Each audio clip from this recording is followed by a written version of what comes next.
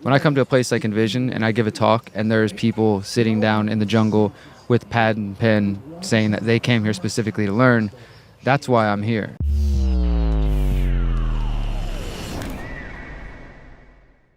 All right, here we are. First podcast of our Envision schedule. My name is Julian Guderlei. We're here with the Freedom Culture Podcast. Today I'm interviewing Derrick Broze from Houston, Texas, freelance journalist, and so many different hats you wear. Welcome, Derrick. Hey, thanks for having me, brother. I'm excited to be here with Freedom Culture, Envision. It's time to share some ideas. Yeah, beautiful. Just an honor to have your time, because you're at Envision, you're here to have a great time, to meet new people, to celebrate, to connect with the influencers and the make happeners, like the people that actually take action in the jungle. Yeah. So thanks for sitting down with me. Derrick, I just want to ask you like a first question right off the get-go. Why do you go to permaculture farms like Punta Mona or to places like Envision? Like, what's that about for you? Yeah, so for me, these events, Punta Mona, Envision, it's absolutely about learning, about gaining the skills that I need to live the life that is in line with my values. You kind of mentioned of all the things going on here, I could be celebrating, jamming music, whatever, and that's all good, but honestly, I'm here to learn. I'm here to share the message that I've been working on developing and promoting the last 8 years. And like you said, to connect with people who are also interested in making change, because I get invited to speak at a lot of different events. I've been to different farms and different communities, and there's a lot of beauty there. And I also notice that sometimes people get caught up in just the celebratory aspect. Totally. And sometimes forget about the purpose-driven aspect of it, which is, when I come to a place like Envision and I give a talk and there's people sitting down in the jungle with pad and pen saying that they came here specifically to learn, that's why I'm here. You know what I mean? That fills my heart with joy, because it's like, yeah, I'm going to have a good time either way, but if nobody's here to listen and to grow and connect together, then it kind of defeats the purpose of me being here. So yeah, that's why I come here, man. I come to learn from others, to share the message that I have to, and of course to connect and network and see how we can collaborate to change the world, really. That's what that might sound kind of cliche or trite, but honestly, that's why I do the things I do. Dude, same here. Nothing less. Isn't it so the time for massive action on a collaborative level at this point? Yeah, absolutely. And that's a big part of what I speak about in my talks, is I constantly try to remind people, whether I'm speaking at Envision or, just whatever type of event it is. Like a lot of different events I speak at are promoted as transformational and things of that sort. And I try to reinforce to people that, what really matters is what you do when you go home. Because whatever you do throughout the weekend, whether you sit and listen to podcasts or you hear talks or you take drugs or you party and dance, whatever, do your thing. But what really matters is when on Monday and Tuesday, when people start going home and flying home, if they go home to the same old thing, then nothing changes. Boom. But if we actually that, take the ideas and people are like, okay, I'm going home, I got a plan, I'm going to just start taking these steps, I'm going to actually start moving towards my goals, not just dreaming about them, then we're going to collectively actually change things, because there's people from literally all over the world here. So it's a great opportunity to take that energy back and that momentum and do something with it. I totally agree. I think, this separation between the leisure life and the work life, or the spiritual life and the work life, that doesn't make any sense to me. Yeah. It's like what you do every day is who you are. Absolutely. And yeah, we can have a conscious break or a few days where we just take it easy, but some self-care. Yeah, self-care, self-love, celebration, get to know some new friends. But what we do on a daily basis is how we show up in this world, and when we work together, things are better. Absolutely. A lot of what I promote, my message and my talk this weekend at Envision, is about what I call holistic activism, and that is really about trying to distinguish between what people have traditionally seen as activism, which in my view is very reactionary. There's a action happening over here, let's go protest it over here, let's run over this way, it's very reactionary. You're spending your time and energy responding to the powers that be, if you will, right? The various forces, be they corporate, governmental, whatever, as opposed to saying, what can I do in a proactive way to change things, right? And so holistic activism. Holistic activism or holistic anarchism is what I promote, and those words have meaning. Holistic is really to look at the whole picture, right? So it's not just about what are the corporations up to, what are the governments up to, but how are you treating people in your interpersonal relationships, the type of money you use as well as where you spend it, the type of food you eat as well as the source of that and all that goes into getting it on your plate. All of these different things are important and play a role. and changing the world. So yeah, I think that the more people start thinking holistically and start looking at the picture in that way of seeing how can we be proactive. And as you said, it's not just about separating kind of the spiritual from the work. To me, activism and the evolution, the revolution, it's in the day-to-day actions. It's in the conversation that we have, these kinds of things right here. It's not just about going on Instagram or going on stage and promoting a kind of persona or wearing the right costume or making sure you got the right fashion, whatever. Right. But it's about actually living these things. And that's kind of the bulk of what my message focuses on, is really trying to get people to have consistency between their words and their actions. I love that, Derrick. I think this is exactly where I'm at in my life as well, is like closing the value gap between what I talk about and what I do.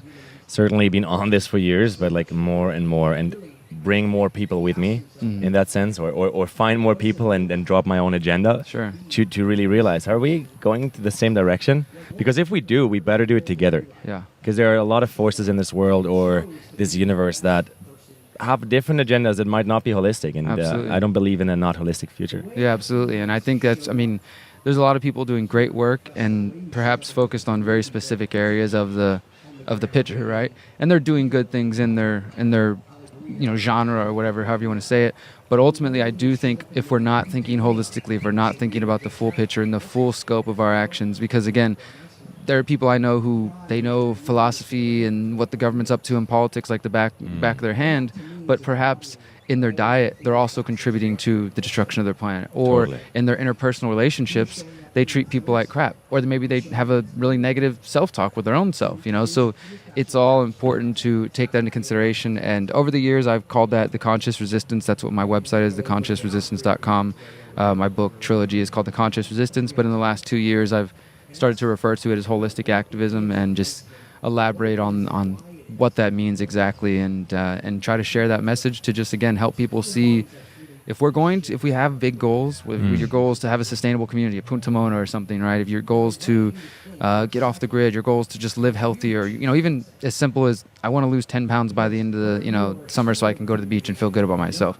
But then you see in your daily habits you're not taking any concrete steps. Totally. Then you will never achieve that. So if you haven't even done a first search on what is an intentional community or what is permaculture, whatever your goals are, then don't expect to achieve those goals. I love that. Derrick, I want to ask you another question. I know you just recently created a documentary, a movie, and I want to hear kind of how that furthers this message of holistic activism that you're already spreading in the world. So yeah, that's a good question.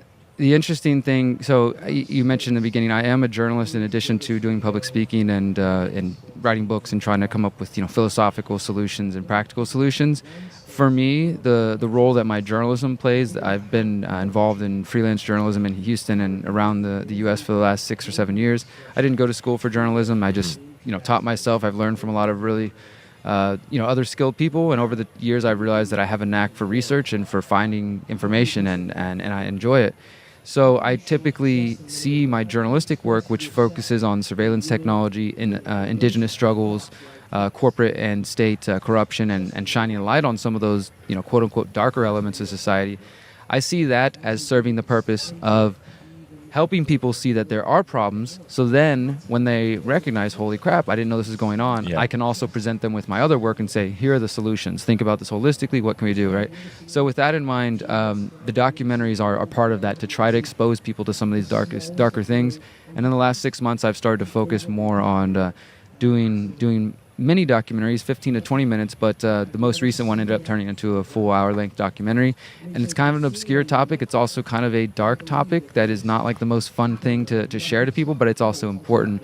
It's called Who Will Find What the Finders Hide. And Who Will Find What the Finders Hide. Yeah, and it's, as I said, it's really kind of obscure, but it's also, I think, relevant to a lot of things going on. And again, about, kind of exposing people to some of the, shining the light in the dark corners of our society. Because as you said, some people have different agendas, right? Totally.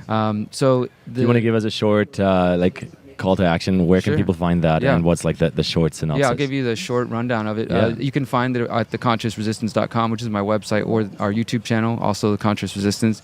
But essentially, the Finders is a cult that was active in the 70s and 80s in the U.S. and in Germany and Australia and perhaps other places. In 1987, two men were arrested with 6 children in Florida, and it became international news. These men were accused of human trafficking, child trafficking. They were accused of I mean, a range of things from Satanism to pedophilia to human trafficking, and there was a potential tie to the CIA, the American intelligence community.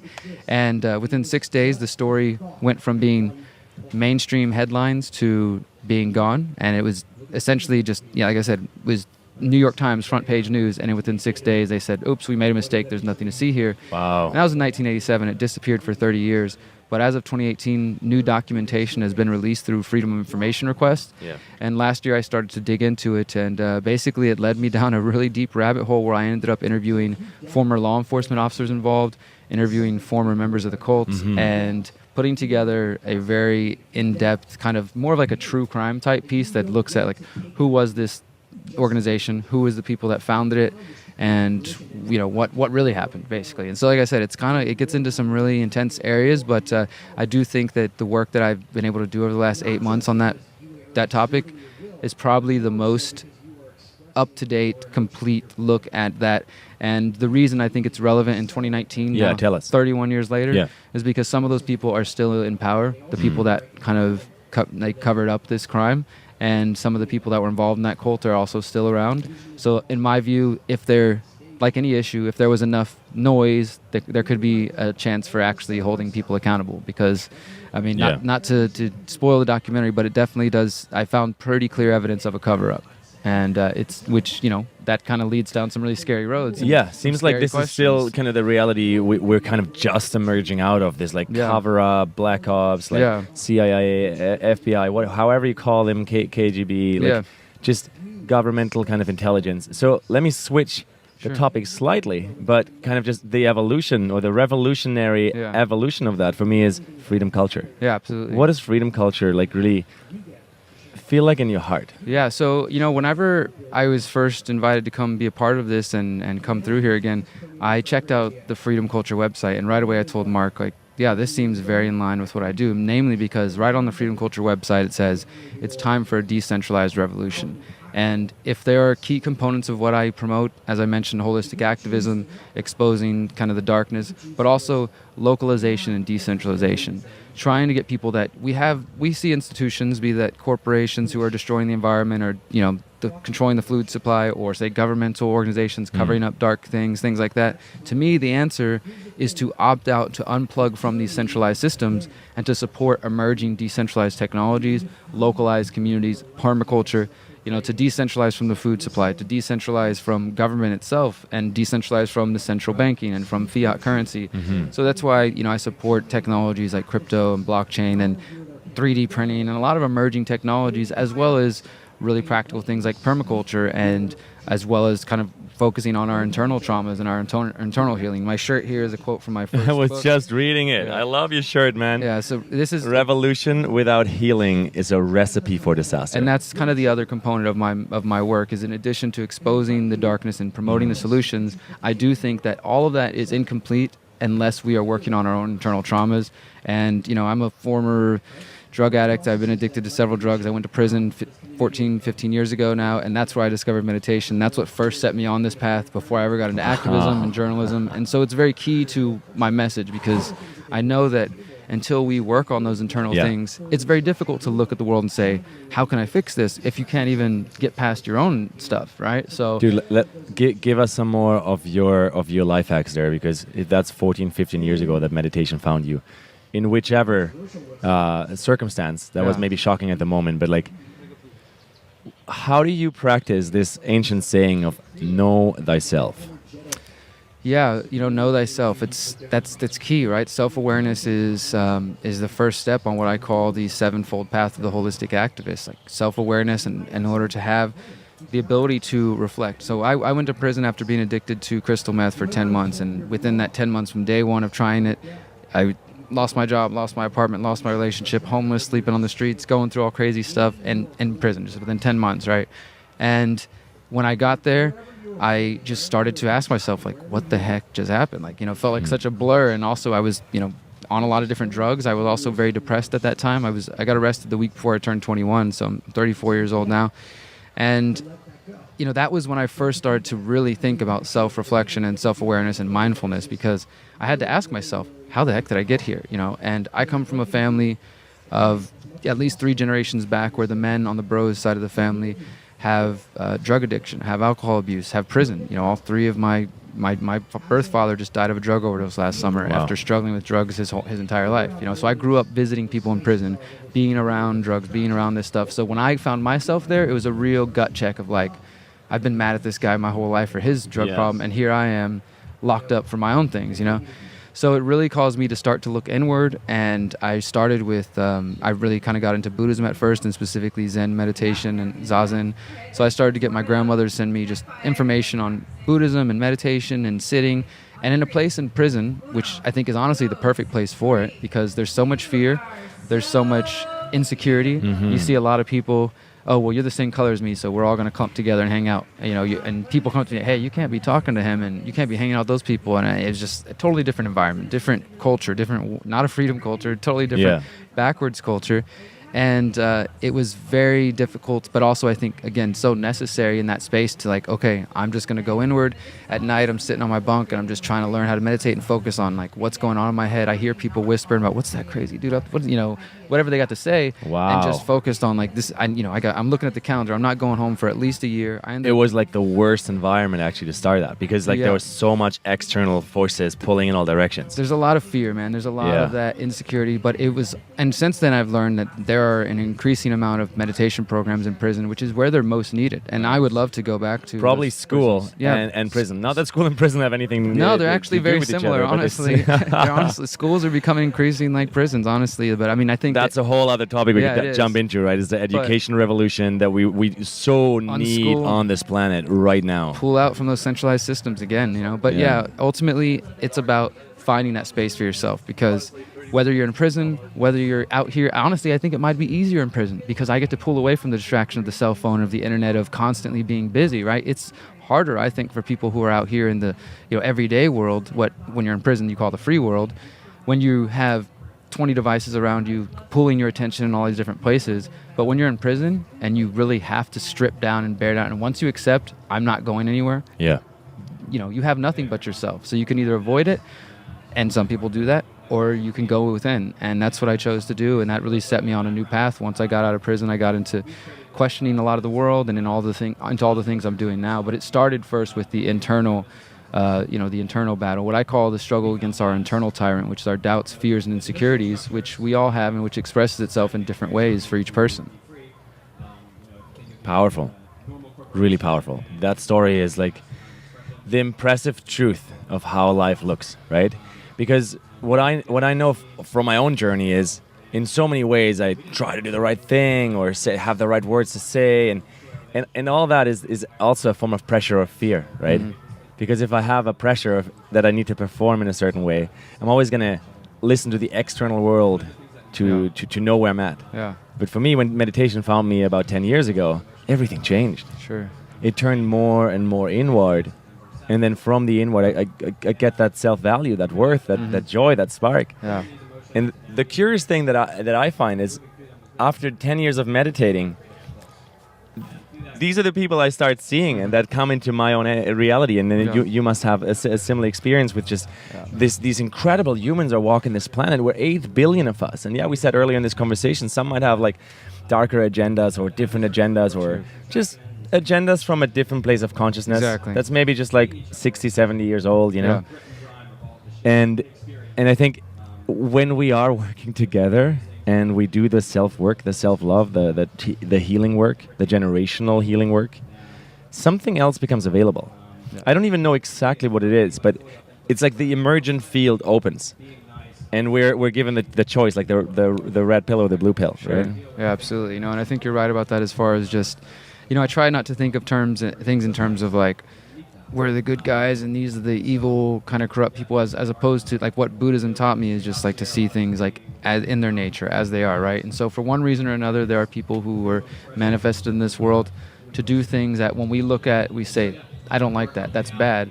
But that's also the inspiration that calls us to do good things, So without they doing these other things, we wouldn't be here doing the things that we're trying to do. You know what I mean? So I totally know what you mean. It's part of who we are at this point in time, I guess. I mean, we don't know really how the future is going to look, how evolution is going to shift that balance some polarity, or maybe change the lower vibing end of pain and trauma into just a little less of it. But yeah, it's currently real, and if it's real in the now, then fighting it is, I believe, is not the right way forward. So that's why I personally love your choice of wording, like holistic activism. Activism is fucking sacred. Yeah. But activism and resistance just against doesn't really see that we're all one, connected, and ultimately are looking for a solution together. Yeah, absolutely.